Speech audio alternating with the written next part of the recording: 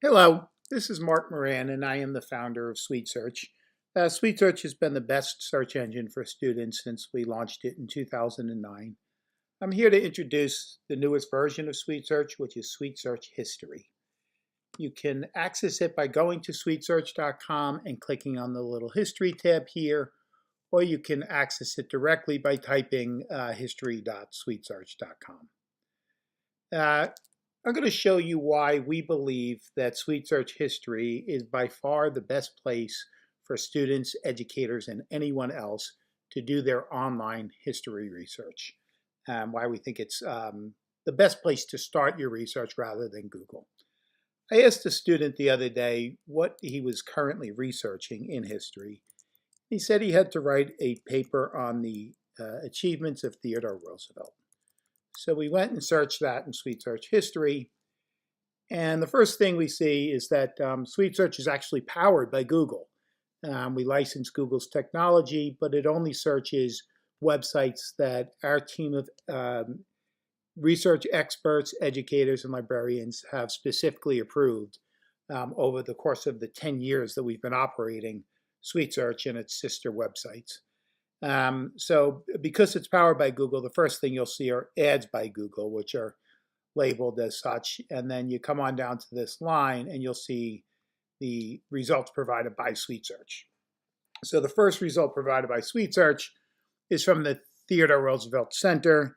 It's operated by a university, and it's all primary resources about Theodore Roosevelt.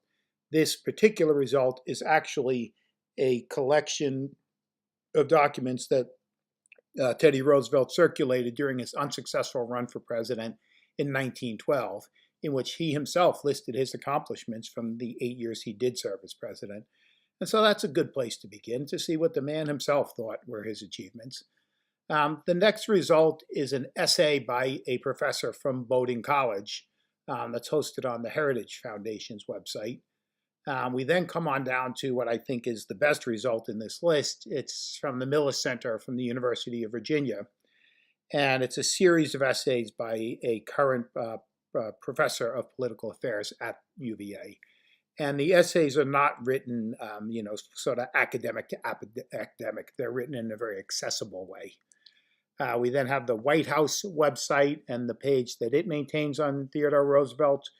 Until a few years ago, the White House did not publish very objective essays about the presidents, but that has changed, and now they're written by actual historians. Teddy Roosevelt was, of course, closely associated with conservation, and so you'll see a lot of entries from the National Park Service website with some outstanding content about the president and his public works accomplishments. We come on down to, again, the TeddyRoosevelt.org. This is the historical association that now oversees his home on Long Island, Sagamore Hill. We then see the Teddy Roosevelt Center again, maintained by the university that I mentioned. It's all primary source documents. There's an online course that students can take. Actually, there's a very interesting introductory video. Then you see his Nobel Prize citation, which explains why he received a Nobel Peace Prize. And again, we come on down to the Miller Center for from University of Virginia. Now let's look at Google. The first link, is not an academic source. I can't even tell who creates this website, so we don't know if the information is correct or not. If you look at the homepage, you know pretty quickly. Looks like a pretty entertaining site, not a place to do academic research.